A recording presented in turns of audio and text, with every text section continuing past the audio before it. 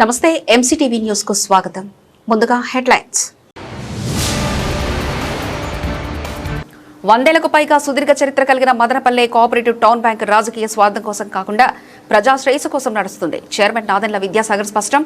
కొంతమంది చేస్తున్న దుష్ప్రచారాన్ని డిపాజిట్దారులు, share holders నమ్మవద్దని విజ్ఞప్తి చేసిన కోఆపరేటివ్ టౌన్ బ్యాంక్ చైర్మన్. విదేశాల నుంచి భారీగా డాలర్లు పంపిస్తామని ఆశ చూపి సైబర్ మోసానికి పాల్పడిన అంతరాష్ట్ర ముఠాను అన్నమయ్య జిల్లా పోలీసులు అరెస్ట్ చేయడం జరిగింది. ఎస్పీ ధీరజ్ కునుబల్లి ప్రకటన. నేడు మదనపల్లిలో జిల్లా పోలీస్ ప్రధాన కార్యాలయంలో ఏర్పాటు చేసిన మీడియా సమావేశంలో కేసుకు సంబంధించిన పూర్తి వివరాలు తెలియజేసిన జిల్లా ఎస్పీ ధీరజ్ కునుబల్లి, క్రికెట్ బెట్టింగ్లకు బానిసై దొంగతనాలకు పాల్పడుతున్న అంతరాష్ట్ర దొంగను పోలీసులు అరెస్ట్ చేశారు. అతని వద్ద నుంచి 6.5 లక్షల రూపాయల విలువైన సొత్తును స్వాధీనం చేసుకున్నారు. నేడు మదనపల్లి పట్టణంలోని ఎస్పీ కార్యాలయంలో ఎస్పీ ధీరజ్ కూనుబల్లి విలేకరుల సమావేశం నిర్వహించారు. ఈ సందర్భంగా ఎస్పీ మాట్లాడుతూ శ్రీ సత్యసాయి జిల్లా ధర్మవరానికి చెందిన 30 సంవత్సరాల షేక్ కాజాఫీర్ వృత్తిరీత్యా పెయింటర్ గా జీవనం కొనసాగిస్తున్నారని తెలిపారు. ఇతనికి పెద్ద కుటుంబం ఉందని, ఆదాయం చాలకపోవడంతో పాటు క్రికెట్ బెట్టింగ్లకు బానిసై దొంగతనాలకు పాల్పడుతున్నారని తెలిపారు. ఈ నేపథ్యంలో జూన్ 23న ఉదయం చిన్నమండ్యం మండలం వండాడి క్రాస్ రోడ్ వద్ద పోలీసులు వాహన తనిఖీలు నిర్వహిస్తుండగా నిందితుడు పట్టుబడ్డారని తెలిపారు. కలగడ, గుర్రంకొండ పోలీస్ స్టేషన్ పరిధిలో చోరీకి గురైన 6 లక్షల రూపాయల విలువైన 42 గ్రాముల బంగారు ఆభరణాలు, 50,000 రూపాయల విలువైన 250 గ్రాముల వెండి వస్తువులు మరియు ఒక స్పైంటర్ ప్లస్ ద్విచక్ర వాహనాన్ని తమ పోలీసులు స్వాధీనం చేసుకోవడం జరిగిందన్నారు. నిందితుడిపై గతంలో అనంతపురం జిల్లాలో 20, కర్ణాటకలో 10, అన్నమయ్య జిల్లాలో 10 పాత కేసులు ఉన్నాయని తెలిపారు. తాజాగా అన్నమయ్య జిల్లాలో నమోదైన 7 కేసుల్లో ఇతని ప్రధాన ముద్దాయని తెలిపారు. చిన్నమండ్యం, గుర్రంకొండ, కలకడ, రాయచోటి చుట్టుపక్కల పరిసర మండలాల్లో జరిగిన వరుస దొంగతనాలు కేసెస్ మన అన్నమయ్య జిల్లా పోలీసు వారు ఛేదించడం జరిగింది. తను షేక్ కాజాపీర్ అని చెప్పి ధర్మవరం సత్యసాయి జిల్లాకి చెందిన అతను. ఇంతకుముందు ఆల్మోస్ట్ సుమారు 40కి పైగా కేసెస్ ఉన్నాయి. కర్ణాటక, అనంతపూర్, సత్యసాయి, అన్నమయ్య జిల్లా, తిరుపతి చుట్టుపక్కల ప్రాంతాల్లో.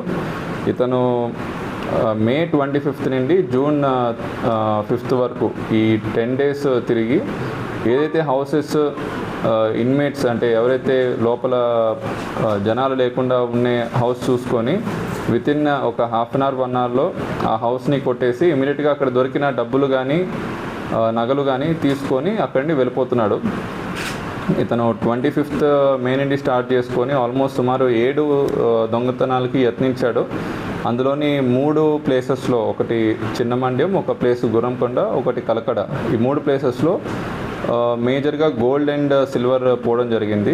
ఆల్మోస్ట్ 42 గ్రామ్స్ ఆఫ్ గోల్డ్ మనము రికవర్ చేసాము అండ్ 250 గ్రామ్స్ ఆఫ్ సిల్వర్.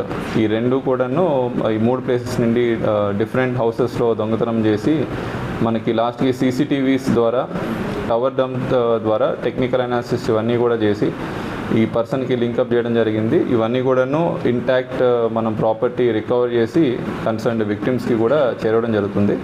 ఇదే విధంగా కొన్ని ప్లేసెస్లో అటెంప్ట్ చేశారు. ఒక 5,000, 10,000 రూపీస్ క్యాష్ కూడా దొరికి అతను అంతా కూడా ఖర్చు పెట్టడం జరిగింది. అవి కూడా ఇఫ్ పాసిబుల్ రికవర్ చేయడం జరుగుతుంది. అండ్ ఈ అటెంప్ట్ కేసెస్ ఇవన్నీ కలిపితే సుమారు ఇతని మీద 47 నుండి 50 కేసుల వరకు ఉన్నట్టు మనకి ఇన్ఫర్మేషన్. ఇవన్నీ కలిపి ఇతనికి ఫ్యూచర్లో కూడా మన అన్నమయ్య జిల్లా తరఫున 100% ఇతనికి PD యాక్ట్ అనేది ఇనిషియేట్ చేయడము జరుగుతుంది. అండ్ ఎవరైనా సరే ఇలా నేరాలు, house theft, house breaking, property theft అయిన కేసెస్ ఏదైనా రిపోర్ట్ అయితే ఖచ్చితంగా పోలీస్ దగ్గరికి వచ్చి రిపోర్ట్ చేయండి. 100% అవన్నీ కూడా డిటెక్ట్ చేసే ప్రయత్నంలో మన అన్నమయ్య జిల్లా పోలీసు వారు ఎప్పుడు ముందుంటారు. స్టేషన్లో రిపోర్ట్ అయిన ఒక పోక్సో అండ్ రేప్ కేసు సంబంధించి నిన్న కన్విక్షన్ అవ్వడం జరిగింది. ముద్దాయి 2014లో ఒక 10 years పాపని కిడ్నాప్ చేసి హైదరాబాద్ తీసుకెళ్ళి అఘాయిత్యం చేసి అక్కడి నుండి మళ్ళీ తీసుకొచ్చి వాళ్ళ ఇంటి దగ్గర విడిచిపెట్టి ఈ rape and POCSO case kidnap ఒక కేసు 2014లో సదర్న్ PSలో రిపోర్ట్ అయింది. ఆ case after pursuing for the last 10 years మనకి ఆ ముద్దాయి ఎన్ని విధాలుగా విక్టిమ్ని భయపెట్టినా లేదంటే వాళ్ళ స్టేట్మెంట్స్ ఎన్నో విధాలుగా చేంజ్ చేయడానికి, క్వశ్చన్ చేయడానికి ట్రై చేసినా సరే ఆ విక్టిమ్ చాలా మంచిగా ఎవిడెన్స్ చెప్పి అండ్ సపోర్టింగ్ విట్నెసెస్ అందరూ కూడాను కరెక్ట్గా స్టేట్మెంట్స్ చెప్పడం వల్ల and all technical evidence, forensic evidence దీనిలోని ప్రిజర్వ్ చేయడం ద్వారా ఆ ముద్దాయికి నిన్న మన పోక్సో చిత్తూరు కోర్టులో 10 years కన్విక్షన్ విధించడం జరిగింది. ఇది all POCSO offenders and women against crime చేస్తున్న వాళ్ళందరికీ కూడా, ఆడవాళ్ళ పట్ల నేరాలు చేస్తున్న వాళ్ళ పట్ల వారందరికీ కూడా ఇది ఒక స్టర్న్ వార్నింగ్. ఎవరైనా సరే ఆడవాళ్ళ పట్ల అఘాయిత్యాలు చేస్తే ఎప్పటికైనా సరే ఖచ్చితంగా వాళ్ళకి జైలు శిక్ష అనేది పడుతుంది అనేది మన జ్యుడిషియల్ సిస్టమ్, పోలీస్ సిస్టమ్ కూడా 100% దాన్ని ఎన్ష్యూర్ చేసే విధంగా ఉంటుందని తెలియజేస్తున్నానండి. Thank you. 100 ఏళ్లకు పైగా సుదీర్ఘ చరిత్ర కలిగిన మదనపల్లె కోఆపరేటివ్ టౌన్ బ్యాంక్ నిబంధనల ప్రకారమే నడుస్తుందని, రాజకీయ స్వార్థం కోసం కొంతమంది చేస్తున్న దుష్ప్రచారాలను డిపాజిట్దారులు, షేర్ హోల్డర్స్ నమ్మవద్దని బ్యాంకు చైర్మన్ నాదెండ్ల విద్యాసాగర్ విజ్ఞప్తి చేశారు. మదనపల్లె పట్టణంలోని కోఆపరేటివ్ టౌన్ బ్యాంక్ నందు ఆయన విలేకరుల సమావేశాన్ని నిర్వహించారు. ఈ సమావేశంలో వైస్ చైర్మన్ మహర్షి భాస్కర్, డైరెక్టర్లు పాల్గొన్నారు. ఈ సందర్భంగా చైర్మన్ మాట్లాడుతూ వైఎస్ఆర్ కాంగ్రెస్ పార్టీ నాయకులు, ప్రజాప్రతినిధులు నిర్వహించిన ప్రెస్ మీట్లో బ్యాంకుపై చేసిన అవకతవకల ఆరోపణలు ఆయన తీవ్రంగా ఖండించారు. బ్యాంకు లావాదేవీలు అత్యంత పారదర్శకంగా సాగుతున్నాయని, ఎలాంటి విచారణకైనా తాము సిద్ధమని సవాల్ విసిరారు. తాను వ్యక్తిగతంగా తెలుగుదేశం పార్టీకి చెందిన వాడినప్పటికీ బ్యాంకు నిర్వహణలో ఏ రోజు రాజకీయం చూపించలేదని చైర్మన్ స్పష్టం చేశారు. బ్యాంకుకు వచ్చే ఖాతాదారులు నువ్వు ఏ పార్టీ అని అడగలేదని, కేవలం వారి అవసరాలను బట్టి మాత్రమే రుణాలు అందించామని తెలిపారు. ప్రజల సొమ్మును కాపాడే పూర్తి బాధ్యత తమపై ఉందన్నారు. బ్యాంకులో ప్రస్తుతం 106 కోట్ల రూపాయల డిపాజిట్లు, 5 కోట్ల రూపాయల రిజర్వులతో కలిపి మొత్తం 111 కోట్ల రూపాయలున్నాయని వివరించారు. మొత్తం నిధుల్లో 73% మదనపల్లె, పుంగనూరు, వీకోట బ్రాంచ్ల పరిధిలో రుణాలుగా ఇవ్వడం జరిగిందన్నారు.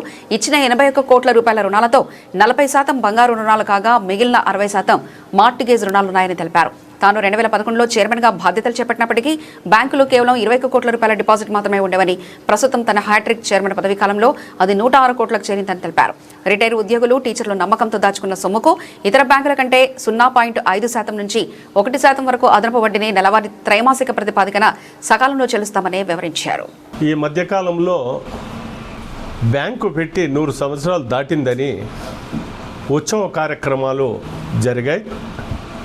దాని మీద కొంతమంది వ్యతిరేకులు బ్యాంకుని ఇబ్బంది పెట్టాలని, బ్యాంకు సరైన మార్గంలో పోతూ ఉంటే పక్కదోర పట్టించాలనే దీంట్లో నిన్న కూడా ఒక ప్రెస్ మీట్ కార్యక్రమం జరిగింది.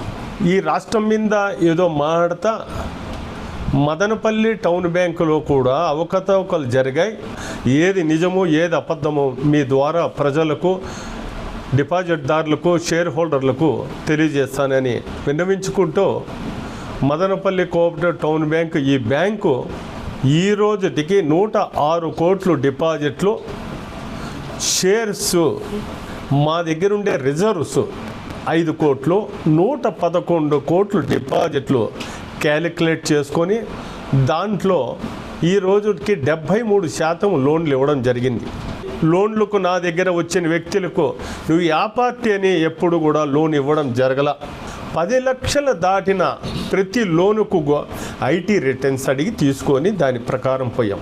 నేను చైర్మన్ అయిన రోజు 2011లో 21 కోటి డిపాజిట్ ఉంది ఈ బ్యాంకులోకి. నా తర్వాత నేను అందుకున్న తర్వాత మధ్యలో కూడా ఎలక్షన్ జరపలా, ఎవరు రాలా. 5 ఏళ్ళు నా గ్యాప్ ఉంది, మళ్ళీ నేనే వచ్చినా ఈరోజు 106 కోట్లకు చేరింది.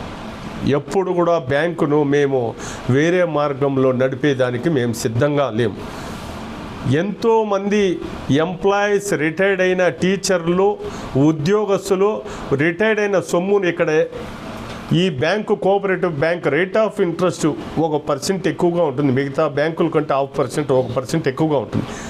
వాళ్ళు వేస్తుంటే వాళ్ళు డిపాజిట్లు కాపాడాలా, లోన్లకి ఇచ్చి ఎవరైతే ఇబ్బందుల్లో వాళ్ళకు లోన్లు ఇవ్వాలా, వాళ్ళ దగ్గర కట్టించుకోవాలా డబ్బులు, అట్లా నడుపుతున్నాం. ఒక వ్యక్తి ఇన్ఛార్జ్ ₹1 కోటి ఖర్చు పెట్టేసినాడు, ₹1 కోటి రూపాయలు ఖర్చు పెట్టలా. ఈ డబ్బు ఎలా వస్తుంది అనేది కూడా మీ ద్వారా నేను ప్రజలకు వివరిస్తున్నాను. 19 నుంచి 20 ఇప్పుడు 100 సంవత్సరాలు జరిగిన వరకు ప్రతి ఏటా లాభములో కొంచెం కొంచెం తీసుకుంటా బ్యాంక్ వచ్చింది. 100 సంవత్సరాలు సెలబ్రేషన్ చేయాలని కొంచెం కొంచెం అమౌంట్ ప్రతి సంవత్సరం తీసి ఒక బల్క్ అమౌంట్ చేసి దాన్ని ఖర్చు పెట్టడం జరిగింది. ఆ ఖర్చు అమౌంట్ కూడా ప్రతి రూపాయికి బిల్లు ఉంది. 26 లక్షల రూపాయలు దాన్ని ఖర్చు అయింది.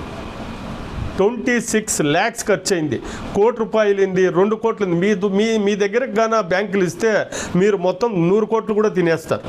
దీన్ని దుష్ప్రచారం చేసి నా ఇమేజ్ని దెబ్బతీయాలని ఆయన ఇన్ఛార్జ్ అంటాడు, పేరు నాది.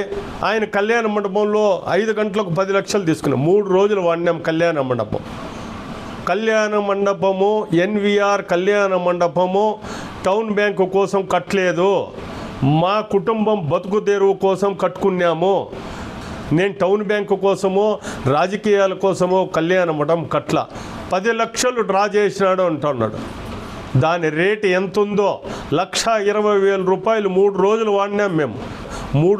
ఒక రోజుకు 1,20,000 అయితే 3 రోజులకు 1,20,000 మేము వాడిండేది. నేను రాజకీయాన్ని చైర్మన్ నేను 10 లక్షలు కానీ డ్రా చేసింటే కళ్యాణ మండపం బాడిగే ఈరోజే రిజైన్ చేస్తా. ఈ ఇన్ఛార్జ్ నిస్సార్ అహ్మద్ రాజకీయ సన్యాసం పుచ్చుకునేట్టుగా ఉంటే నేను ఇప్పుడు రిజైన్ చేస్తా. మీకు అందరి సమక్షంలో లెక్కలు బిల్లులు చూపిస్తాం. ఉద్యోగాల గురించి మీ ద్వారా ప్రజలకు అందరికీ కూడా ఇక్కడ 8 మంది రిటైర్డ్ అయినారండి ఈ బ్యాంకులో. వీళ్ళ శాలరీస్ మీ ద్వారా నేను ప్రజలకు తెలియజేస్తున్నాను. వాళ్ళు రిటైర్డ్ కాకముందు వీళ్ళందరి శాలరీస్ ₹5,38,107. నేను ఉండేది కొంతమందిని ఉద్యోగం 8 మంది రిటైర్డ్ అయితే కంటింజెంట్ టెంపరవరీ ఎంప్లాయీస్ తీసుకుంటే వాళ్ళకు మనం ఇస్తూ ఉండేది 20,000 ఒకరికి, మొత్తం కలిసి ₹1,44,000. పర్ఫెక్ట్గానే నడుపుతాం. మా బోర్డు, మా వైస్ చైర్మన్, డైరెక్టర్లు, స్టాఫ్ అందరూ కలిపి. దేశంలో ఇది ముఖ్యంగా మదనపల్లి వాసులు బ్యాంకు గురించి మాట్లాడే వాళ్ళు తెలుసుకోవాలా. ఆంధ్రప్రదేశ్లో 44 అర్బన్ బ్యాంకులు ఉన్నాయి. ఒకదానికి 50 బ్రాంచులు ఉండొచ్చు, ఏమన్నా ఉండొచ్చు. 44 అర్బన్ బ్యాంకులు ఉంటే దాంట్లో 2టిని సెలెక్ట్ చేసినారు. దాంట్లో మదనపల్లి ఒకటి ఉంది. జూలై మొదటి వారంలో భారతదేశంలో అమిత్ షా చేతుల మీదుగా అవార్డు తీసుకుంటుంది మదనపల్లి కోఆపరేటివ్ టౌన్ బ్యాంక్. భగవంతుడు నాకు ఇచ్చినాడు. నేను బ్యాంకు ₹1 తినే అంత అవసరంలే. తెలియక మాట్లాడుతున్నారు. నేను ఒకటే చెప్తున్నాను, 100 years ప్రోగ్రాం గురించి ఛాలెంజ్ చేసిన వ్యక్తికి నేను ఈరోజు రిజైన్ చేయడానికి రెడీగా ఉన్నాను. 10 లక్షలు నిరూపించు, బ్యాంకులేక రా, నువ్వు జడ్జిని పిలుచుకొస్తావు, దానికి నేను తలొంచి నేను అలో చేస్తాను, మీరు ఎంక్వైరీ చేయండి. 10 లక్షలు డ్రా చేయలేదంటే నువ్వు సన్యాసం తీసుకో రాజకీయంగా. దయచేసి బ్యాంకు మాదిరి చూడండి. ఎప్పుడైనా నేను సిద్ధంగా ఉన్నాను. రైట్ ట్రయల్గా ఉంది. ఈరోజు ఇండియాలో ఆంధ్రప్రదేశ్లో మంది కూడా మొదటి స్థానంలో బ్యాంకు ఉందంటే ఈ డేటాబేస్లో చూసుకోండి. బోర్డులో ఎవరన్నా లోన్ తీసుకుంటే 31 మార్చికి ఎన్పిఏ కాకూడదు. నేను మీ ద్వారా నాకు పర్సనల్గా డైరెక్టర్ మీద ఇంకొకరి మీద ఎటువంటి కక్ష సాధింపు లేదు. 31 లోపల ఎన్పిఏ అయితే చట్టం ఏముంటుందంటే ఎన్పిఏలో ఉన్న వ్యక్తిని డిస్క్వాలిఫికేషన్ కావాలా అంటుంది. నేను మీ ముందు కూడా చెప్పినాను. దాని ద్వారా ఇది అయిపోయిన సబ్జెక్టు. దాని ద్వారా అట్లయింది. మళ్ళీ ఆయన డబ్బులు కట్టేశాడు. కట్టిన తర్వాత ఆయన మళ్ళా సోమశేఖర్ను మళ్ళీ తీసుకున్నాం. ఏం ప్రాబ్లం లేదు. నెంబర్ 1గా ఉంది బ్యాంక్ అండి. విదేశాల నుండి భారీగా డాలర్లు పంపిస్తున్నామని ఆశ చూపి సైబర్ మోసానికి పాల్పడిన అంతరాష్ట్ర ముఠాను అన్నమయ్య జిల్లా పోలీసులు అరెస్ట్ చేశారు. నేడు మదనపల్లిలోని జిల్లా పోలీస్ ప్రధాన కార్యాలయంలో ఏర్పాటు చేసిన మీడియా సమావేశంలో జిల్లా ఎస్పీ ధీరజ్ కూనుబిల్లి ఈ కేసుకు సంబంధించిన పూర్తి వివరాలను వెల్లడించారు. ఈ సందర్భంగా ఎస్పీ మాట్లాడుతూ మదనపల్లి మండలం పపిరెడ్డిపల్లెకు చెందిన వడ్లూరి మోహన్ కుమార్ బెంగళూరులో సాఫ్ట్వేర్ ఇంజనీర్ గా పనిచేస్తున్నారన్నారు. మార్చి 22న అతనికి ఒక అంతర్జాతీయ నంబర్ నుంచి వాట్సాప్ కాల్ రాగా అందులో మాట్లాడిన వ్యక్తి తన పేరు ఎడ్విన్ అని, అమెరికాలోని టెక్సాస్ రాష్ట్రంలో చిన్నపిల్లల వైద్యుని పరిచయం చేసుకున్నారు. వాట్సాప్ చాటింగ్ ద్వారా మోహన్ కుమార్ తో పరిచయం పెంచుకున్న సైబర్ నేరగాడు ఏప్రిల్ 4వ తేదీన తాను ఢిల్లీ విమానాశ్రయానికి చేరుకున్నారని, తన వద్ద ఉన్న 2.5 లక్షల అమెరికన్ డాలర్లను కస్టమ్ అధికారులు పట్టుకున్నారని నమ్మబలికాడు. వాటిని విడిపించుకోవడానికి క్లియరెన్స్ ఫీజు చెల్లించాలని, సహాయం చేస్తే ఆ డాలర్లు ఇస్తానని ఆశ చెప్పాడు. అతని మాటలు నమ్మిన బాధితుడు ఏప్రిల్ 4 నుంచి 15వ తేదీ వరకు పలు రకాలుగా నిందితులు సూచించిన వివిధ బ్యాంకు ఖాతాలకు ఆన్లైన్ ద్వారా మొత్తం ₹21,37,200 బదిలీ చేసి నిలువున మోసపోయాడు. ఈ కేసులో ప్రధాన నిందితులైన అస్సాం, త్రిపుర రాష్ట్రాలకు చెందిన సురజిత్ చేతియా, అహ్లుటియన్ క్యాంపెంగ్లను అన్నమయ్య జిల్లా పోలీసులు అరెస్ట్ చేశారు. ప్రస్తుతం హైదరాబాద్ లో నివాసం ఉంటున్న వీరి వద్ద నుంచి 2 లక్షల నగదు, 3 సెల్ ఫోన్లు, వివిధ బ్యాంకులకు చెందిన 57 పాస్బుక్లు, 35 ఏటీఎం కార్డులు, 49 చెక్ బుక్లను పోలీసులు స్వాధీనం చేసుకున్నారు. సాంకేతిక పరిజ్ఞానాన్ని ఉపయోగించి ఈ క్లిష్టమైన కేసును చాకచక్యంగా ఛేదించిన పోలీసు అధికారులను సైబర్ సెల్ సిబ్బందిని జిల్లా ఎస్పీ ప్రత్యేకంగా అభినందించారు. గురవడం జరిగింది. దానిలోని ఫారెన్ నుండి ఒక వ్యక్తి ఫేస్బుక్లో పరిచయం అవుతాడు. పరిచయం అయిన తర్వాత అతనికి జాబ్ ఇప్పిస్తామంటాడు. అండ్ ఇండియా వస్తాను, $US తీసుకొస్తామని చెప్పి అవి బెంగళూరు ఎయిర్పోర్ట్కి వచ్చిన తర్వాత కస్టమ్స్ వాళ్ళు పట్టుకున్నారు అని ఇంటిమేట్ చేస్తే అవి రిలీజ్ చేయడానికి కొంత డబ్బులు కావాలని చెప్పి ప్రలోభ పెడతారు. దానికి ఆయన ఫస్ట్ ఇనిషియల్గా కొంత స్మాల్ అమౌంట్ డబ్బులు వేస్తారు. తర్వాత కస్టమ్స్ ఆఫీషియల్స్ అని చెప్పి కొంతమంది మోసం చేసి అతనికి విక్టిమ్కి ఫోన్ చేసి నిన్ను కూడా ఇరికిస్తామని చెప్పి బెదిరించి అలా వితిన్ 10 days 21,37,000 అమౌంట్ అంతా కూడాను కంప్లీట్గా ఈ విక్టిమ్ అకౌంట్ నుండి వేరియస్ అకౌంట్స్కి ట్రాన్స్ఫర్ చేయించుకొని అతన్ని ఫ్రాడ్ చేస్తారు. దీనిలోని మనం ఒక 2 ఫ్రాడ్స్టర్స్ని ఐడెంటిఫై చేయడం జరిగింది.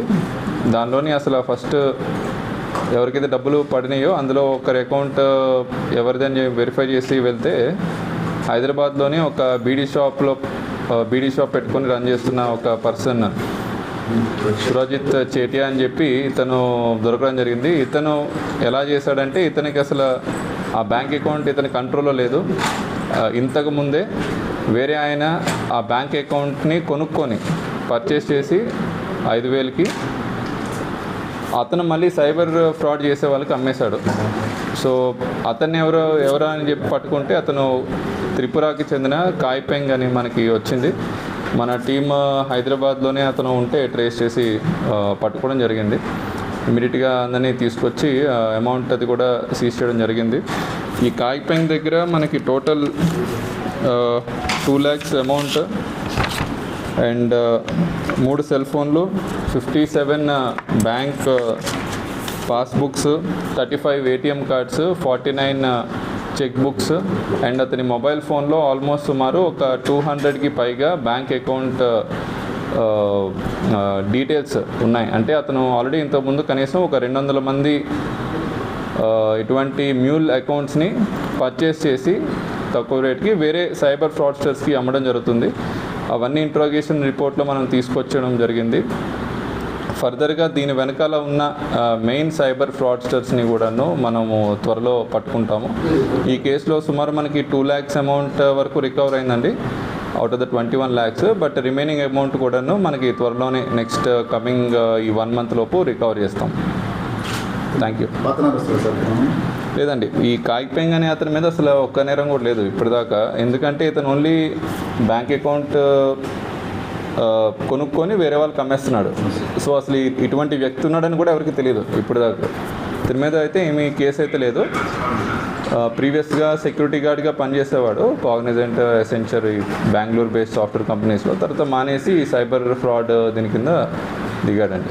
ఇటీవల జరుగుతున్న రోడ్డు ప్రమాదాలు అధికంగా ట్రాక్టర్ల వల్లనే కావడంతో రోడ్డు ప్రమాదాల నివారణకు ట్రాక్టర్లపై స్పెషల్ డ్రైవ్ నిర్వహించడం జరుగుతుందని ఎంవీఐ దినేష్ చంద్ర తెలిపారు. నేడు ఆయన ఎంసీటీవీతో మాట్లాడారు. ట్రాక్టర్లకు సంబంధించిన 2 రకాల పర్మిట్లు ఉంటాయని, ఒకటి కమర్షియల్, మరొకటి అగ్రికల్చర్గా ఉంటుందన్నారు. కమర్షియల్ ట్రాక్టర్లో ప్రతి సంవత్సరం ఫిట్నెస్ సర్టిఫికేట్ కోసం ఆర్టీఓ కార్యాలయానికి రావడం జరుగుతుందని, ప్రస్తుతం దీన్ని కూడా ప్రైవేట్ ఏజెన్సీకి ప్రభుత్వం కేటాయించడం జరిగిందన్నారు. అగ్రికల్చర్ ట్రాక్టర్ల విషయానికి వస్తే వారు 15 సంవత్సరాలకు ఒకసారి మాత్రమే ఫిట్నెస్ సర్టిఫికేట్ కోసం తమ కార్యాలయానికి వస్తారన్నారు. ఇటీవల అన్నమయ్య జిల్లా ఎస్పీతో జరిగిన రోడ్డు ప్రమాదాల నివారణ సమావేశనందు ట్రాక్టర్ల అంశం ముందుకొచ్చిందన్నారు. ఎస్పీ ధీరజ్ కునుబల్లి, ఆర్టీఓ ప్రతాప్ రెడ్డి ఆదేశాల మేరకు ప్రత్యేక డ్రైవ్ నిర్వహిస్తున్నామన్నారు. అగ్రికల్చర్ ట్రాక్టర్లకు వెనక వైపు పచ్చ రంగు ఉంటుందని, నెంబర్ ప్లేట్ తెలుగులో ఉంటుందన్నారు. కమర్షియల్ ట్రాక్టర్ల విషయానికి వస్తే వెనక వైపు ఎరుపు రంగు వేయాలని, నెంబర్ ప్లేట్ పసుపు రంగులో ఉంటుందన్నారు. ట్రాలీకి తప్పనిసరిగా రేడియం స్టిక్కర్లు అందించాల్సి ఉంటుందన్నారు. వాడికి కేటాయించిన లోడు పరిమితిని మించి లోడు వేయొద్దన్నారు. బండికి ఇన్సూరెన్స్, డ్రైవర్కు లైసెన్స్ తప్పనిసరిగా ఉండాలన్నారు. తమ డ్రైవ్లో అత్యధిక భాగం ట్రాక్టర్లకు ఇన్సూరెన్స్, డ్రైవర్లకు లైసెన్స్ ఉండడం లేదన్నారు. ఇదే విధంగానే వ్యవసాయానికి కేటాయించబడిన ట్రాక్టర్లను కమర్షియల్ అవసరాలకు వాడుతున్నట్లు గుర్తించి జరిమానాలు విధించడం జరుగుతుందన్నారు. ఇదే విధంగా పలుమార్లు ట్రాఫిక్ నిబంధనలు ఉల్లంఘిస్తే ట్రాక్టర్ను సీజ్ చేయడం జరుగుతుందని హెచ్చరించారు. సో మన జ్యుడిషియల్లో మదనపల్లి జ్యుడిషియల్ కిందికి దాదాపు 11 మండలాలు వస్తాయి. ఈ 11 మండలాల్లో ముఖ్యంగా ఇవాళ ట్రాక్టర్స్ యొక్క డ్రైవర్స్ మరియు ట్రాక్టర్స్ యొక్క యాజమాన్యాలకు ఇందు మూలంగా కొన్ని విషయాలు నేను షేర్ చేసుకోవాలని చెప్పేసి అనుకుంటున్నాను. ముఖ్యంగా మనకి 11 మండలాల్లో మనకి ముఖ్యంగా మన మెయిన్ పంట అయినటువంటి రైతులు టమోటా పండించుకోవడం, తద్వారా వాటిని ఇక్కడ వచ్చినటువంటి రైతు బజార్లకు తీసుకొని వస్తున్నారు. అందు క్రమంలో మనకి యొక్క ట్రాక్టర్ అండ్ ట్రాలీస్ 2 రకాలుగా ఉన్నాయి. ఒకటి వచ్చేసి అగ్రికల్చర్ ట్రాక్టర్స్, ఇంకోటి వచ్చేసి కమర్షియల్ ట్రాక్టర్స్. సో ఈ పండిన పంటను ఏదైతే ఉందో వాటిని ఈ రైతులు తమ విలేజ్ల నుంచి వీటిని చాలా హైట్ లోడ్తో తీసుకొని రావడము, దాని పరిమితిని మించి హైట్ లోడ్తో తీసుకొని వస్తున్నారు. తద్వారా ఈ హైట్ తీసుకొని తెచ్చే క్రమంలో ఆ వెహికల్స్ టర్నింగ్లో దాని బ్యాలెన్సింగ్ సరిగ్గా లేక ఆ బళ్ళు యాక్సిడెంట్ అవుతున్నాయి. ఈ మధ్యకాలంలో చాలా వెహికల్స్ టర్టిల్ అయిపోయాయి, అంటే పడిపోవడం జరిగింది. టమోటా అంతా రోడ్ పైన పడిపోవడం జరిగిపోయింది. కాబట్టి దయచేసి రైతులకు నేను ఇందు మూలంగా తెలియజేయడం ఏమంటే, దయచేసి ఎక్కువ హైట్ వేసుకోవద్దు. తద్వారా డ్రైవింగ్ కంఫర్ట్ ఉండదు, యాక్సిడెంట్లు అయిపోతాయి. తర్వాత మా అబ్జర్వేషన్లో ఈ ట్రాక్టర్స్ చాలా వాటికి ట్రాక్టర్ అండ్ ట్రాలీకి మేము మా ఆఫీస్కి వచ్చినప్పుడు రేడియం స్టిక్కర్స్ వేయిస్తున్నా, మరి తర్వాత మీరు బ్యాక్ సైడ్ ట్రైలర్ యొక్క డోర్ ఓపెన్ చేసే క్రమంలో ఆ రేడియం స్టిక్కర్స్ డ్యామేజ్ అయిపోతున్నాయి, లేదా మీరు తిరిగే క్రమంలో ఆ రేడియం స్టిక్కర్స్ బ్లాక్ అయిపోతున్నాయి. సో వాటిని నీట్గా రేడియం స్టిక్కర్స్ వేయించుకోవాలి. రాత్రిపూట చీకటి పడిన తర్వాత మీ వెహికల్స్ డ్రైవ్ చేసేప్పుడు ఆ రేడియం స్టిక్కర్స్ మీకు శ్రీరామ రక్షగా మీకు అది కాపాడుతుంది. కాబట్టి దయచేసి మీరంతా రేడియం స్టిక్కర్స్ వేసుకోవాలి. తర్వాత ట్రాక్టర్ డ్రైవర్స్ ఎవరికి నేను చూసినటువంటి చెకింగ్లో మెజారిటీ భాగం చాలామంది డ్రైవింగ్ లైసెన్స్ లేవు. తప్పకుండా డ్రైవింగ్ లైసెన్స్ చేయించుకోవాలి. అదేవిధంగా ఇన్సూరెన్స్ చేయించుకోవట్లేదు, ఇన్సూరెన్స్ చేయించుకోండి. పొల్యూషన్ సర్టిఫికేట్ చేయించుకోండి. మీకు ఇన్సూరెన్స్ లేకపోతే ఫస్ట్ పెనాల్టీగా 2000 రూపీస్, సెకండ్ పెనాల్టీగా 4000 రూపీస్ వస్తుంది. పొల్యూషన్ లేకపోతే 1500 వస్తుంది. అదేవిధంగా బ్యాక్ సైడ్ రేడియం స్టిక్కర్స్ లేకపోతే 1500 వస్తుంది. కాబట్టి దయచేసి అందరూ ఇవన్నీ పాటించాలి. తర్వాత మీరు రిజిస్ట్రేషన్లోనే అగ్రికల్చర్ చేసుకుంటున్నారు. మీరు మీ ట్రాన్స్పోర్టేషన్ విషయానికి వస్తే మీరు శాండ్ ట్రాన్స్పోర్ట్ చేస్తున్నారు, కంకర ట్రాన్స్పోర్ట్ చేస్తున్నారు, రాయి తీసుకుపోతున్నారు, సిమెంటు, ఐరన్ రాడ్స్ ఇవంతా తీసుకుపోతున్నారు. కాబట్టి మీరు అగ్రికల్చర్ ట్రాక్టర్కు ట్యాక్స్ కట్టాల్సిన అవసరం లేని ఉద్దేశంతో ప్రతి ట్రాక్టర్ని కమర్షియల్గా ఉన్నటువంటి ట్రాక్టర్స్ని మా దగ్గర తీసుకొస్తూ మీరు అగ్రికల్చర్గా మార్చుకుంటున్నారు. తర్వాత మీరు కమర్షియల్ గూడ్స్ని ట్రాన్స్పోర్ట్ చేస్తున్నారు. కాబట్టి అగ్రికల్చర్ ట్రాక్టర్ అంటే దాంట్లో వ్యవసాయ ఉత్పత్తులైనటువంటి వాళ్ళు మీరు పండించినటువంటి విత్తనాలు అయితేనేమి, ఎరువులు అయితేనేమి, పొలంలోకి వేసుకునే ఎర్రమన్ను ఇలాంటి మాత్రమే ట్రాన్స్పోర్ట్ చేసుకోవచ్చు. అలా కాకుండా మీరు బిజినెస్లు చేసుకుంటూ గవర్నమెంట్కి ట్యాక్స్లు కట్టకుండా చేసుకుంటున్నారు. కాబట్టి దయచేసి మీ అవసరాన్ని బట్టి మీకు అగ్రికల్చర్ ట్రాక్టర్ అవసరమా, కమర్షియల్ ట్రాక్టర్ అవసరమా తేల్చుకొని మీ యొక్క అవసరాన్ని బట్టి కమర్షియల్ అయితే కమర్షియల్గా యూజ్ చేసుకోండి, హ్యాపీగా ట్రాన్స్పోర్ట్ చేయండి. చాలా జాగ్రత్తగా మీ లోడ్ను జాగ్రత్తగా ట్రాన్స్పోర్ట్ చేయాలి. ఈ మధ్యకాలంలో బ్యాక్ సైడ్ డోర్ ఓపెన్ చేసి, trailer back side door open చేసి బ్యాక్ సైడ్ లెంగ్తీగా కమ్మీలు ఇలాంటివన్నీ తీసుకొని వెళ్తుండడం జరుగుతుంది. అదేవిధంగా ఇటుగా రాయి తీసుకుపోయే క్రమంలో బ్యాక్ సైడ్ డోర్లు ఓపెన్ చేస్తున్నారు. అప్పుడు ఏదైనా 2 వీలర్స్ వస్తుంటే వాళ్ళ మీద పడేదానికి అవకాశం ఉంది. కాబట్టి దయచేసి జాగ్రత్తగా బ్యాక్ సైడ్ డోర్ని ఎట్టి పరిస్థితుల్లో ఓపెన్ చేయకుండా, ట్రైలర్ యొక్క డోర్ ఓపెన్ చేయకుండా మీకు ఇచ్చినటువంటి లిమిట్స్లోనే ఎక్కువ హైట్ వేసుకోకుండా సేఫ్టీగా ట్రాన్స్పోర్ట్ చేసి తీసుకువెళ్తారని చెప్పేసి కోరుతున్నాం. ఈ మదనపల్లి జ్యుడిషియల్లోని 11 మండలాల్లో విపరీతంగా ట్రాక్టర్స్ యాక్సిడెంట్ అవుతున్నాయి. కాబట్టి దయచేసి మీరంతా సహకరించి ఈ కేసులు ఎలాంటి రాయించుకోకుండా డాక్యుమెంట్స్ అంతా నీట్గా పెట్టుకొని మీ యొక్క ఉత్పత్తులను జాగ్రత్తగా మార్కెట్కి చేర్చుకోవాలని మనస్ఫూర్తిగా కోరుకుంటున్నాను. సార్, డ్రైవింగ్ లైసెన్స్ లేనటువంటి ట్రాక్టర్ డ్రైవర్లకి ఫైన్ ఎంత మాత్రం వేస్తారు సార్? డ్రైవింగ్ లైసెన్స్ లేకపోతే 5000 రూపీస్ పెనాల్టీ వేస్తామండి. కాబట్టి ప్రతి ఒక్కరు 18 ఇయర్స్ కంప్లీట్ అయిన ప్రతి ఒక్కరు ఆఫీస్కి రండి, లెర్నర్స్ లైసెన్స్ చేసుకోండి. 1 మంత్ అంతా డ్రైవింగ్ లైసెన్స్ అయిపోతుంది. తీసుకునేసేసి మీకు దాదాపు 20 ఇయర్స్ డ్రైవింగ్ లైసెన్స్ ఇస్తాము. హ్యాపీగా డ్రైవ్ చేసుకోండి. రోడ్డు పైన అనవసరంగా 5000 రూపీస్ కట్టాల్సిన అవసరం ఉండదు. సార్, అగ్రికల్చర్ ట్రాక్టర్స్, కమర్షియల్ ట్రాక్టర్స్గా ఈ కమర్షియల్ గూడ్స్ని ట్రాన్స్పోర్ట్ చేస్తుంటే వాటికి ఎంత ఫైన్ వేస్తారు? అగ్రికల్చర్ ట్రాక్టర్స్ కమర్షియల్గా యూజ్ చేయకూడదు. ఎందుకంటే మీకు ట్యాక్స్ ఎగ్జామ్షన్ ఉంది, పర్మిట్ ఎగ్జామ్షన్ ఉంది, ఫిట్నెస్ ఎగ్జామ్షన్ ఉంది. కాబట్టి మీరు అయినా కూడా మీరు కమర్షియల్గా యూజ్ చేస్తే ఎఫ్సీ లేకుండా తిరుగుతున్నట్లు లెక్క అవుతుంది. కాబట్టి దానికి 2000 రూపీస్ కట్టాలి. పర్మిట్ లేకపోతే 10,000 రూపీస్ కట్టాలి. అదేవిధంగా అగ్రికల్చర్ ట్రాక్టర్ మీరు ట్యాక్స్ కట్టారు. ఇప్పుడు కమర్షియల్గా యూజ్ చేసుకున్న దానికి ట్యాక్స్ కూడా కట్టాల్సి వస్తుంది. సార్, ఈ యొక్క ట్రాక్టర్లకు సంబంధించి ఏదైనా స్పెషల్ డ్రైవ్ ఏమైనా ప్లాన్ చేస్తున్నారా? అవునండి. ఈ మధ్యకాలంలో గత 3 మంత్స్గా మ్యాక్సిమం కేసెస్ రాసాం. ఒక లాస్ట్ మంత్లోనే ఒక ట్రాక్టర్స్ పైన 120 కేసెస్ ఎస్టాబ్లిష్ చేయడం జరిగింది. నిరంతరంగా దాడులు జరుగుతుంటాయి. ఈపాటికే చాలామందికి మెసేజ్ వెళ్ళింది, ట్రాక్టర్ల పైన కేసులు రాస్తున్నామని చెప్పేసి. ముఖ్యంగా మిడ్ నైట్స్ కూడా చాలా ట్రాక్టర్స్ వెళ్తున్నాయి టమోటా లోడ్ వేసుకొని. జాగ్రత్త, ఎక్కువ హైట్ వేసుకోవద్దు. పదే ఆపి మీకు కౌన్సిలింగ్ ఇస్తున్నా కూడా మీరులో మార్పు రావట్లేదు. తద్వారా యాక్సిడెంట్లు అవుతున్నాయి. అమ్మచర్ మీట అట్లా టర్నింగ్స్లో బండి టర్న్ అయ్యేటప్పుడు పల్టీలు కొట్టడం జరుగుతుంది. దయచేసి మీరు సహకరించి ఎక్కువ లోడ్లు వేసుకోకుండా మొత్తం డాక్యుమెంట్స్ అంతా నీట్గా పెట్టుకొని మీకు ఇచ్చిన ట్రాక్టర్లు అగ్రికల్చర్ కానీ యూజ్ చేయాలి, కమర్షియల్ ట్రాక్టర్ కమర్షియల్ కానీ యూజ్ చేయాలి. సార్, ట్రాఫిక్ రూల్స్ ఉల్లంఘించినట్లయితే ఈ ట్రాక్టర్లు సీజ్ చేసే అవకాశం ఉందా? తప్పకుండా సీజ్ చేస్తారండి. డాక్యుమెంట్స్ పెట్టుకోకుండా ఒకసారి చెప్తాము, 2 సార్లు చెప్తాము. 1-2 నిమిషాలు పెనాల్టీ అయిన తర్వాత సేమ్ ఆఫెండర్ మళ్ళీ దొరికితే కంపల్సరీ వెహికల్ సీజ్ అయిపోతుంది. Thank you sir. Thank you. RTC ప్రైవేటీకరణ అంటే ప్రజా రవాణా వ్యవస్థను బలహీనపరచడమేనని, ప్రజల ఆస్తులను ప్రైవేట్ చేతిలో పెట్టే కుట్రలను వైఎస్ఆర్సీపీ తీవ్రంగా వ్యతిరేకిస్తుందని YSR Congress party trade union నాయకులు పేర్కొన్నారు. నేడు అన్నమయ్య జిల్లా YSR Congress party trade union ఆధ్వర్యంలో ఏపీఎస్ ఆర్టీసీని ప్రైవేట్ పరం చేసే చర్యలను ఆపివేయాలని కోరుతూ జాయింట్ కలెక్టర్ వినతి పత్రం అందించారు. ఈ కార్యక్రమంలో జిల్లా వైఎస్ఆర్ ట్రేడ్ యూనియన్ కాంగ్రెస్ అధ్యక్షుడు వేణుగోపాల్ మరియు మేధావులపురం రాష్ట్ర కార్యదర్శి రెడ్డి, ఆర్టీసీ కార్మికులు పాల్గొన్నారు.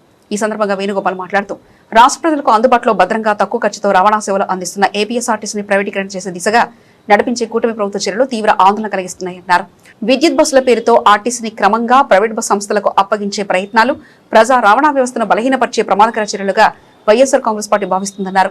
ప్రస్తుతం ఏపీఎస్ ఆర్టీసీ రాష్ట్ర వ్యాప్తంగా 11,495 బస్సులతో 14,123 గ్రామాలకు సేవలందిస్తూ రోజుకు సుమారు 35 లక్షల మంది ప్రయాణికులను వారి గమ్యస్థానాలకు చేర్చుతుందని గుర్తు చేశారు. సంస్థలో దాదాపు 46,000 మంది ఉద్యోగులు పనిచేస్తూ రాష్ట్ర ప్రజలకు నిరంతర సేవలు అందిస్తున్నారని తెలిపారు. దివంగత ముఖ్యమంత్రి డాక్టర్ వైఎస్ రాజశేఖర రెడ్డి ఆశయాలకు అనుగుణంగా మాజీ ముఖ్యమంత్రి వైఎస్ జగన్మోహన్ రెడ్డి నాయకత్వంలోని వైఎస్ఆర్సీపీ ప్రభుత్వం ఆర్టీసీని ప్రభుత్వంలో విలీనం చేసి వేలాది మంది ఉద్యోగులకు ఉద్యోగ భద్రత కల్పించిందన్నారు. అయితే నేడు కూటమి ప్రభుత్వం విద్యుత్ బస్సుల పేరుతో మళ్లీ ప్రైవేటీకరణకు మార్గం సుగమం చేయడం విచారకరమని, రాష్ట్రంలో ఇప్పటికే 1,050 ఎలక్ట్రిక్ బస్సులను ప్రవేశపెట్టే ప్రణాళిక అమల్లో ఉండగా మరో 1,000 విద్యుత్ బస్సులను కొనుగోలు చేయనున్నట్లు ప్రభుత్వం ప్రకటించిందని తెలిపారు. అయితే ఈ బస్సులను ఆర్టీసీ ఆధ్వర్యంలో నిర్వహించకుండా ప్రైవేట్ ఆపరేటర్లకు అప్పగించే ప్రయత్నాలు జరుగుతున్నాయని ఉద్యోగ సంఘాలు తీవ్ర ఆందోళన వ్యక్తం చేస్తున్నాయి. విద్యుత్ బస్సుల కోసం కొన్ని డిపోలను ఖాళీ చేయించడం, వాటిని ప్రైవేట్ సంస్థలకు అప్పగించడం ద్వారా ఆర్టీసీకి చెందిన విలువైన భూములు, ఆస్తులు కూడా ప్రమాదంలో పడే అవకాశం ఉందని ఆయన అన్నారు. ఆర్టీసీని బలోపేతం చేయాలంటే ప్రైవేటీకరణ పరిష్కారం కాదని, ఖాళీ పోస్టులను వెంటనే భర్తీ చేయడం, కొత్త బస్సులను కొనుగోలు చేయడం, ఉద్యోగుల సంక్షేమాన్ని పరిరక్షించడం, ప్రయాణికులకు మరింతగా మెరుగైన సేవలు అందించడం వంటి చర్యలే సరైన మార్గమన్నారు. 14,113 గ్రామాలకు 30 లక్షల మంది ప్రయాణికులను ప్రతిరోజు చేరుస్తుంది, గమ్యస్థానాలు చేరుస్తుంది. 46,000 మంది ఉద్యోగస్తులు ఇందులో ఉన్నారు. ఈ ఉద్యోగస్తులకు భద్రత కల్పించాలనే ఉద్దేశంతో గతంలో ముఖ్యమంత్రిగా ఉన్నటువంటి మా ప్రియతమ ముఖ్యమంత్రి, గత ముఖ్యమంత్రి శ్రీ జగన్మోహన్ రెడ్డి గారు ఆర్టీసీని ప్రభుత్వంలో విలీనం చేయడం జరిగింది. ఆ 46,000 మందికి ఉద్యోగ భద్రతను కల్పించడం జరిగింది. ఇప్పుడు జరుగుతున్నది ఏంటంటే దశల వారీగా ఏపీఎస్ఆర్టీసీని ప్రైవేట్ పరం చేయాలనే ఉద్దేశంతో కేంద్ర ప్రభుత్వం సాయంతో ఇస్తున్నటువంటి 1,050 ఎలక్ట్రానిక్ వెహికల్స్ను ప్రైవేట్ పరం చేస్తూ, కార్పొరేట్ల పరం చేస్తూ, బస్టాండ్లు, ఆర్టీసీకి ఉన్నటువంటి ఆస్తులన్నీ కూడా కార్పొరేట్లకు అప్పగిస్తూ ప్రైవేటీకరణ పేరుతో లేదా పీపీపీ పేరుతో ఈరోజు ప్రైవేటీకరణకు పూనుకుంటూ ఉన్నారు. దీనివలన 46,000 మంది ఉద్యోగస్తుల భద్రత మాత్రమే కాదు, ఇవంతా ప్రైవేటీకరణ అయిన తర్వాత మీరు ఇచ్చినటువంటి వాగ్దానం ఏదైతే ఉందో, ఉచిత ప్రయాణం అని చెప్పిందో, మహిళలకు ఉచిత ప్రయాణం అనేది ఏదైతే ఉందో దాన్ని మీరు ఎలా నెరవేరుస్తారు? ఏ విధంగా నెరవేరుస్తారు? ప్రైవేటు వాళ్ళు దీనికి ఒప్పుకుంటారా? ఉచితంగా ప్రయాణం చేయడానికి ప్రైవేట్ వాళ్ళు ఎట్టి పరిస్థితుల్లో కూడా అంగీకరించరు. కాబట్టి ఇది ఒక గొప్ప ప్రభుత్వ సంస్థ, ప్రభుత్వ రంగ సంస్థ, చాలా చక్కగా సేవలు అందిస్తున్నటువంటి సంస్థ. నష్టాలు ఎదుర్కొంటున్నా కూడా ప్రజలకైతే సేవలు అయితే అందుతూ ఉన్నాయి. కాబట్టి ఇటువంటి ఉత్తమమైనటువంటి సంస్థను ప్రైవేటీకరణ చేయవద్దని చెప్పింది ప్రభుత్వాన్ని మేము కోరుకుంటున్నాం. అదే వినతిపత్రం రూపంలో మేము ఈరోజు జాయింట్ కలెక్టర్ గారికి ఇవ్వడం జరిగింది. ప్రజలు కూడా దీన్ని తీవ్రంగా అడ్డుకోవాలని చెప్పింది మరీ కోరుకుంటున్నాం. పాత్రికేయులు కూడా వినతి ఏంటంటే దీన్ని కొంచెం ఎక్కువ ప్రచారం ఇచ్చి ఆర్టీసీ ప్రైవేటీకరణ అడ్డుకోవాలని చెప్పింది కోరుకుంటూ, కాబట్టి ఈరోజు రాష్ట్రంలో అన్ని ట్రేడ్ యూనియన్లు కూడా ఈరోజు జోనల్ మీటింగ్లు, స్టేట్ మీటింగ్లు కూడా జరుగుతూ ఉన్నాయి. ఆర్టీసీని ప్రైవేట్ పరం చేయకూడదని. కాబట్టి అందులో భాగంగానే మా వైఎస్ఆర్ ట్రేడ్ యూనియన్ కూడా ఈరోజు అడ్డుకునే ప్రయత్నంలోనే మేము ముందుకు వస్తూ ఉంటాం. కానీ ప్రైవేట్ పరం అనేది ఈ చంద్రబాబు నాయుడు గారికి వెనతో పెట్టిన విద్య.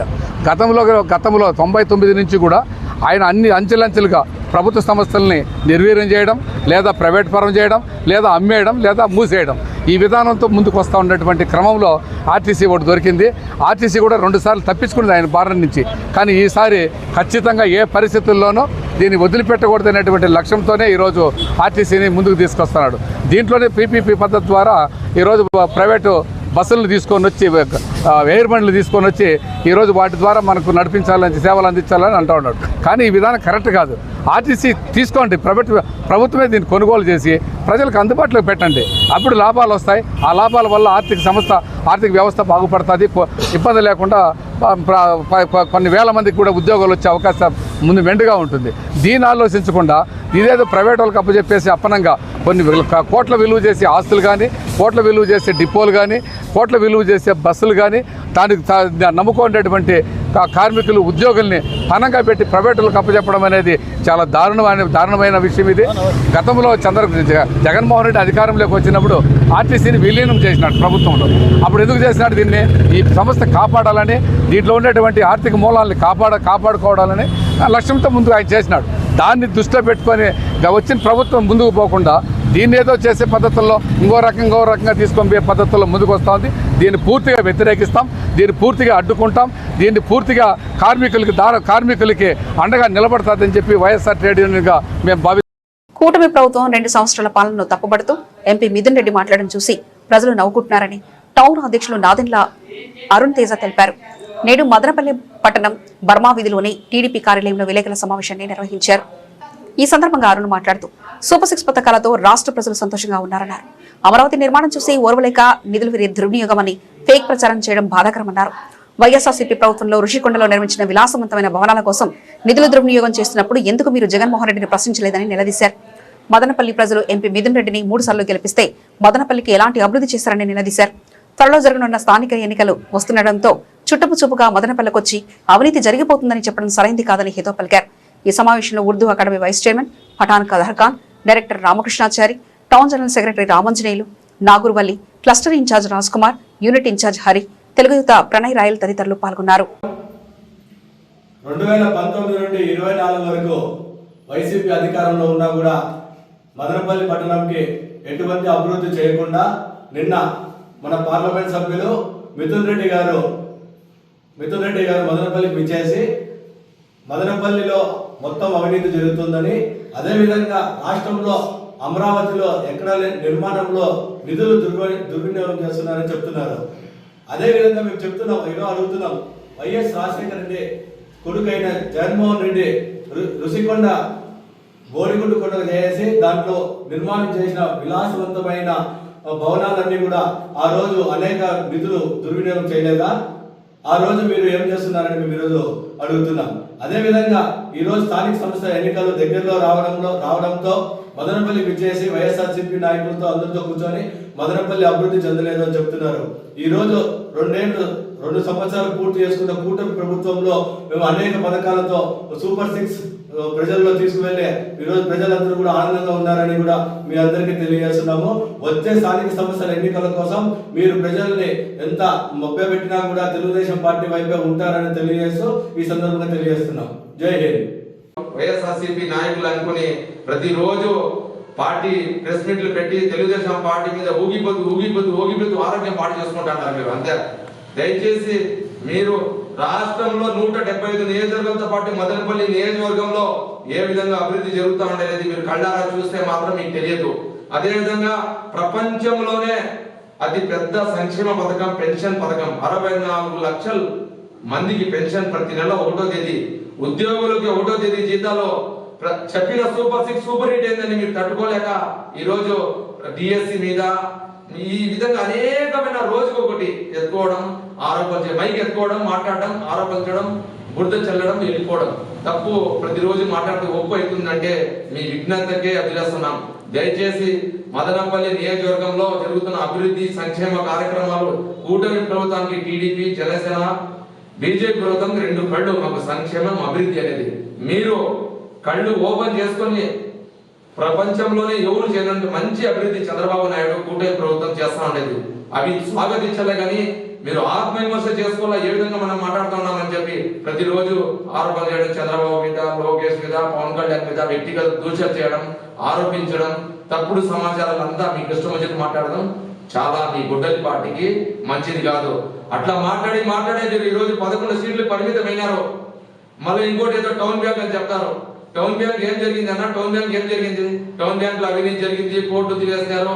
మీరు ఉన్నప్పుడు వైఎస్ఆర్సీపీ అధికారంలో ఉన్నప్పుడు కొన్ని లక్షల కోట్ల అవినీతి అక్రమాలు పాల్పడినారు.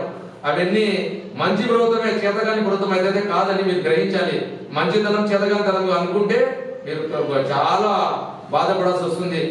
కాబట్టి దయచేసి వైఎస్ఆర్సీపీ నాయకులు ఎవరన్నా కానీ మాట్లాడేటప్పుడు కొంచెం పద్ధతిగా సంస్కారంగా మీరు ఉంటే విమర్శ చేయండి. ప్రతిపక్షం కూడా లేదు కాబట్టి, ఇంకా పార్టీ కాబట్టి, ప్రతిపక్ష పార్టీ కాబట్టి మీరు విమర్శ చేయాలి. ఏ విధంగా అభివృద్ధి జరుగుతుంది, మదనపల్లి ఏం జరుగుతుంది, జిల్లాలో ఏ విధంగా జరుగుతుంది, రాష్ట్రంలో ఎన్ని కంపెనీలు వచ్చినాయి, మేమున్నప్పుడు ఏం జరిగింది అనేది మీరు ఆలోచించుకొని మంచి పరిపాలన, మంచి ప్రభుత్వం, కూటమి ప్రభుత్వం, దాన్ని స్వాగతించి మీరు ఆరోగ్యం కూడా కాపాడుకోవాలని మీ అందరికీ విజ్ఞప్తి కలుగుతున్నాం.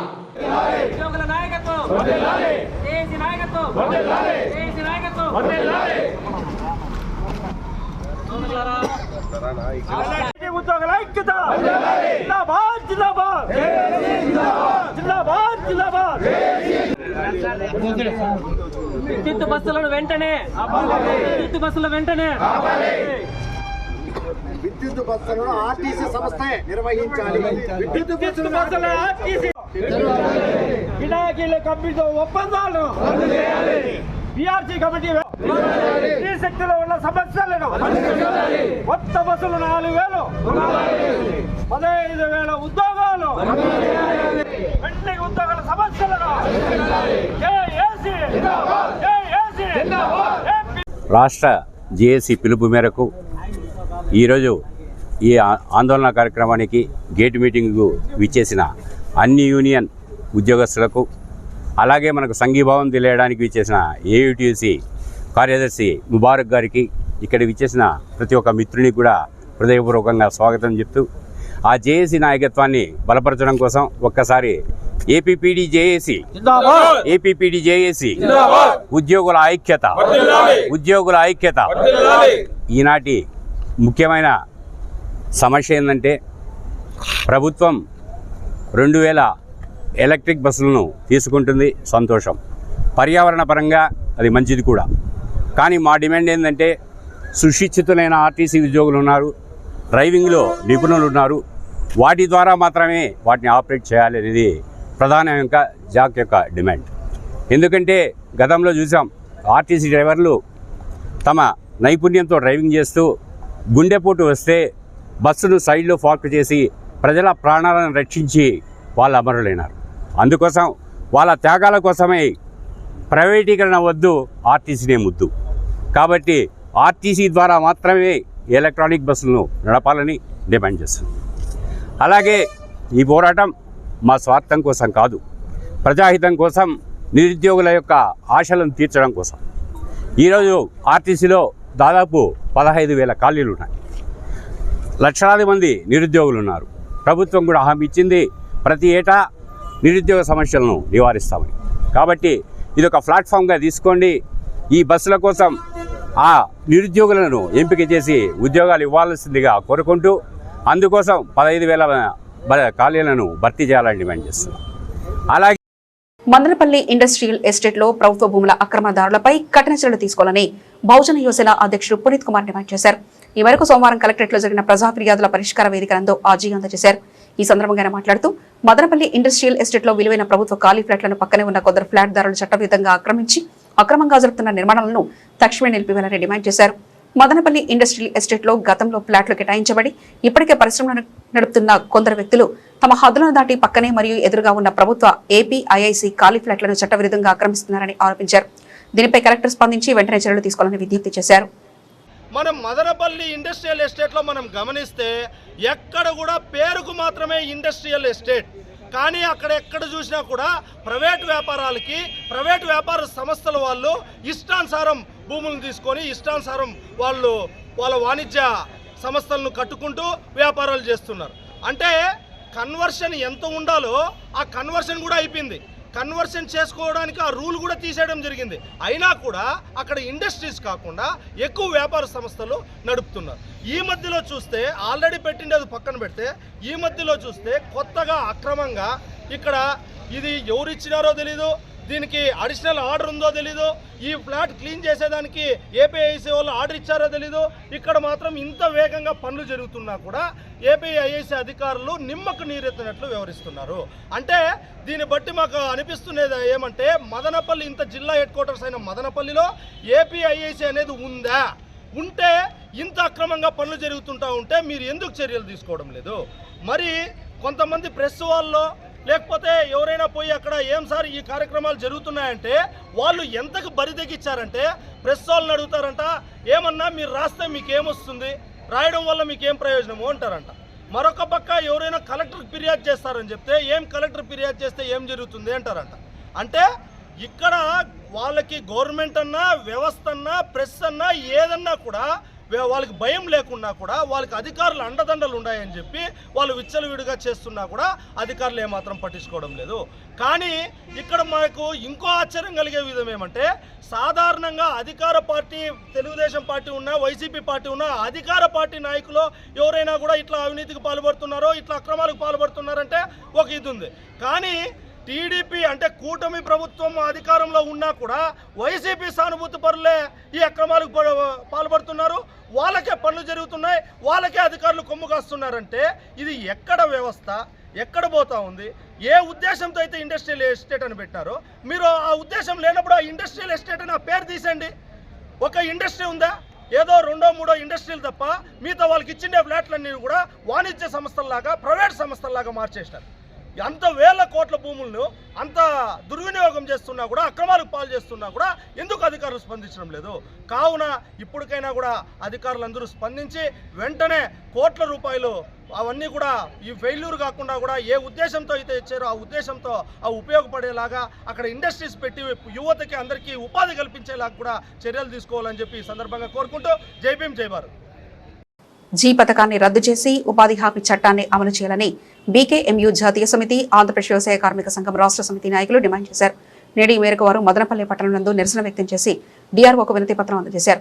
ఈ కార్యక్రమంలో సిపిఐ మదనపల్లి నియోజకవర్గ కార్యదర్శి మురళి, నాయకులు తిరుమల, హరికుమార్ రెడ్డి, శేఖర్, నరేష్, దేవా తదితరులు పాల్గొన్నారు.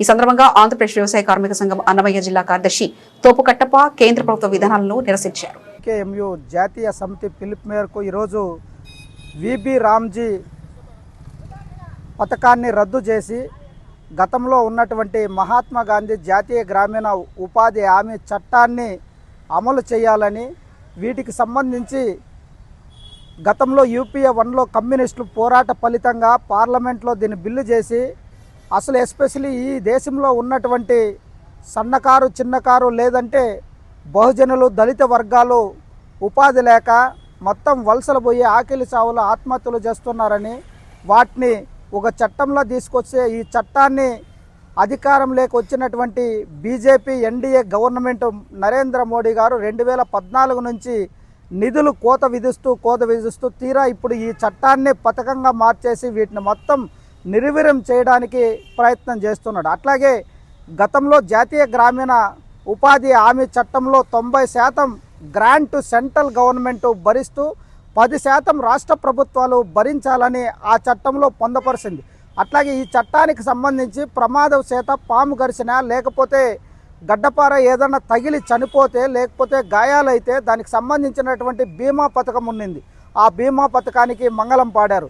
అట్లాగే ప్రతి కూలీ తనకు పని కావాలని అడిగిన వెంటనే జాబ్ కార్డు ఇచ్చి ఇంట్లో ఎంతమంది పనిచేస్తే అంతమందికి జాబ్ కార్డు సౌకర్యం ఉండేది. వాటిని కూడా ఈరోజు పక్కన పెట్టారు. అట్లాగే పనిముట్లు కానీ, లేకపోతే మంచినీరు, మజ్జిగ, టెంట్లు, అట్లాగే మిగతా ఉన్నటువంటి 5 కిలోమీటర్లు దూరం ఉంటే దానికి ఆటో పేరు ఇచ్చేది. ఇట్లాంటి మరి సంక్షేమ కార్యక్రమాలు ఉండగా ప్రభుత్వం ఈరోజు దాన్ని నిర్వీర్యం చేస్తూ ఈరోజు ఈ రాష్ట్రంలో తెలుగుదేశం ప్రభుత్వం, కనీసం కూటమి ప్రభుత్వం అని చెప్పుకున్నటువంటి ప్రభుత్వం ఈరోజు కూలీ నాలి చేసినటువంటి వాళ్లకు ఈ చట్టం పైన, ఈ ఉపాధి హామీ చట్టం పైన కనీసం నోరు మెదపట్లేదు.